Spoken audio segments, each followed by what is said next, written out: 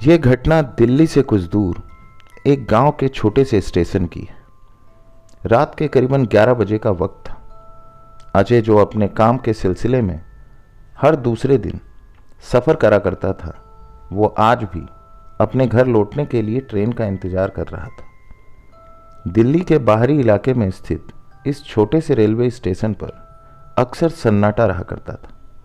खासकर रात के वक्त स्टेशन पर बहुत कम लोग दिखाई देते थे। आज की रात तो स्टेशन पूरी तरह से वीरान था। अजय प्लेटफॉर्म नंबर 3 पर अकेला खड़ा था। चारों ओर फैला हुआ सन्नाटा उसे कुछ अजीब सा महसूस करा रहा था। कुछ दिन पहले ही उसने सुना था कि इस स्टेशन पर कुछ अजीब घटनाएं हो रही हैं।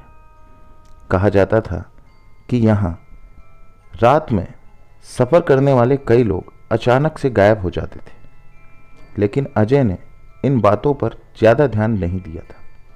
वह उन्हें महज अफवाह समझकर भुला दिया करता था। ट्रेन के आने में अभी काफ़ी समय बाकी था, इसलिए अजय ने सोचा कि क्यों ना स्टेशन से बाहर जाकर कुछ खा लिया जाए। वह स्टेशन के बाहर निकला और एक छोटी सी चाय की दुकान पर पहुंचा। तभी चाय वाले ने उससे पूछा, आप रात में अकेले यहाँ क्या कर रहे हैं साहब? क्या आपको पता नहीं है यह स्टेशन रात के वक्त खौफनाक हो जाता है? अजय ने हंसते हुए जवाब दिया, अरे भाई, मैं इन अफवाहों पर विश्वास नहीं करता। तुम बस एक कप चाय पिला दो। चाय वालों ने उसकी बातों पर ज़्यादा ध्यान ना देते हुए उसे चाय दे दी और कहा, साहब, अगर आप मेरी माने तो जल्दी से ट्रेन पकड़कर यहाँ से बाहर चले जाएं। रात के वक्त यहाँ कई लोगों ने अजीब चीज़ें देखी हैं। अजय ने उसकी बातों को नज़रअंदाज करते हुए चाय खत्म की और स्टेशन के अंदर लौट गया। लेकिन जैसे ही वो प्लेटफॉर्म पे पहुंचा, उसने महसूस किया कि वहाँ कुछ बदल गया है। स्टेशन पर अब भी कोई यात्री नहीं था और वहाँ एक अजीब सा सन्नाटा दिख रहा था। अचानक प्लेटफॉर्म के दूसरे छोर पर उसे एक धुंधली सी परछाई दिखाई दी। वो परछाई धीरे धीरे उसकी तरफ बढ़ रही थी, लेकिन जैसे जैसे वो परछाई करीब आ रही थी, अजय को कुछ असामान्य सा महसूस होने लगा था। उसने महसूस किया कि उस परछाई के पैर जमीन पर नहीं थे, वह हवा में तैर रही थी। अजय का दिल अब तेजी से धड़कने लगा था। वह परछाई अब इतनी करीब आ चुकी थी कि अजय उसकी शक्ल देख सकता था। वह एक औरत थी जिसने सफ़ेद साड़ी पहन रखी थी, लेकिन उसका चेहरा बिल्कुल धुंधला दिख रहा था, मानो किसी ने उसकी तस्वीर को धुंधला कर दिया हो। अजय ने घबराकर इधर उधर देखा, लेकिन स्टेशन पर वह अकेला था। उसकी हिम्मत अब जवाब देने लगी थी। अचानक वह औरत अजय के ठीक सामने आकर रुक गई। अजय का पूरा शरीर कांपने लगा। उसकी आंखें अजय को घूर रही थी। तभी अचानक एक भयानक चीख उसके कानों में गूंज उठी। अजय ने तुरंत पीछे मुड़कर भागने की कोशिश की, लेकिन उसके पैर जैसे जमीन से चिपक गए थे। वह चाहकर भी वहां से हिल नहीं पा रहा था। उस औरत ने धीरे धीरे अपना हाथ अजय की तरफ बढ़ाया। उसके हाथ की उंगलियां ठंडी और बर्फ जैसी महसूस हो रही थी। अजय को लगा कि उसकी सांसें रुक रही हैं।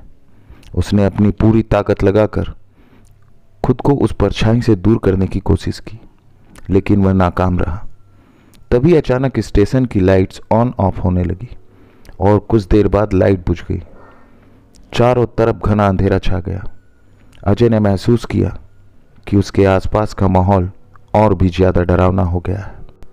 तभी उसने अपनी आंखें बंद कर ली और मन ही मन भगवान की प्रार्थना करने लगा। जब उसने अपनी आंखें खोली तो पाया कि वह स्टेशन के बाहर एक बेंच पर बैठा हुआ था।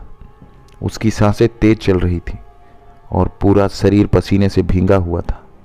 उसे कुछ समझ नहीं आ रहा था कि वो वहाँ कैसे पहुँचा। उसने जल्दी से उठकर चारों तरफ देखा, लेकिन स्टेशन अब भी वीरान था। उसे कुछ भी असामान्य नहीं दिखा। उसे ऐसा लग रहा था कि वहाँ कुछ हुआ ही ना हो। अजय ने तुरंत अपने मोबाइल से ट्रेन की समय सारणी चेक की और उसे पता चला कि ट्रेन अभी भी 30 मिनट लेट है। उसने फैसला किया कि वह अब स्टेशन पे इंतज़ार नहीं करेगा। वह तेज़ी से स्टेशन के बाहर निकल गया और सड़क पर खड़ी एक ऑटो रिक्शा में बैठकर घर की तरफ चला गया। रास्ते में भी अजय का मन बेचैन था। उसे लगातार महसूस हो रहा था कि वह औरत उसे अब भी देख रही है। उसने बार बार पीछे मुड़कर देखा, लेकिन वहाँ कोई नहीं था। घर पहुँचते ही अजय ने अपनी माँ को सारी बातें बताई। उसकी माँ ने उसे समझाया कि शायद वह ज़्यादा थक गया था और उसे कुछ भ्रम हो रहा है। अजय ने भी सोचा कि हो सकता है उसकी माँ सही कह रही हो, लेकिन फिर भी उस रात उसने एक भी पल चैन से नहीं सोया। अगले दिन सुबह अजय ने उस स्टेशन के बारे में इंटरनेट पर खोज की। उसने पाया कि कुछ साल पहले उस स्टेशन पर एक महिला ने आत्महत्या कर ली थी। कहा जाता है वह महिला अपने पति की बेवफाई से तंग आकर ट्रेन के आगे कूद गई थी। उसकी आत्मा अब भी उस स्टेशन पर भटकती है और रात के समय आने जाने वाले लोगों को परेशान करती है। अजय को अब समझ आ चुका था कि उसने जो भी देखा वो महज एक भ्रम नहीं था। वह औरत सच में उस स्टेशन पर थी। उसने तुरंत फैसला किया कि अब वह उस स्टेशन पर कभी नहीं जाएगा, लेकिन उसकी किस्मत को कुछ और ही मंजूर था। कुछ ही दिनों बाद अजय का काम उसे फिर से उसी स्टेशन पर ले आया। इस बार वह दिन के समय जा रहा था और स्टेशन पर चहल पहल थी। अजय ने खुद को समझाया कि दिन के समय उसे कुछ नहीं होगा। वह प्लेटफॉर्म पर अपनी ट्रेन का इंतजार करने लगा। तभी अचानक उसने देखा कि उस प्लेटफॉर्म के एक कोने में वही औरत खड़ी थी। इस बार उसका चेहरा साफ दिखाई दे रहा था और वह उसे देखकर मुस्कुरा रही थी। अजय की आंखें फटी की फटी रह गईं। उसे समझ नहीं आ रहा था कि वो क्या करे। उसने अपना बैग उठाया और वहाँ से भागने की कोशिश की, लेकिन उसके पैर जैसे फिर से ज़मीन में चिपक गए थे। औरत ने तभी धीरे धीरे चलना शुरू किया और उसके पास आ गई। इस बार औरत ने अपना हाथ अजय के कंधे पर रखा और कहा, तुम मेरे साथ चलो, मुझे अकेले मत छोड़ो। अजय के होश उड़ गए।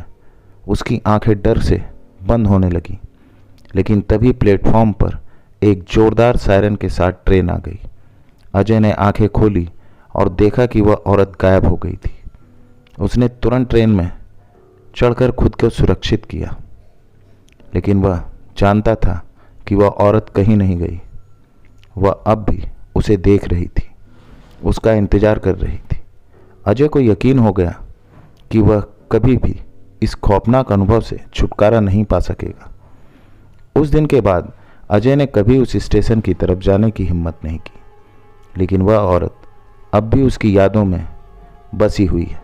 हर रात उसके सपनों में आकर उसे डराती है।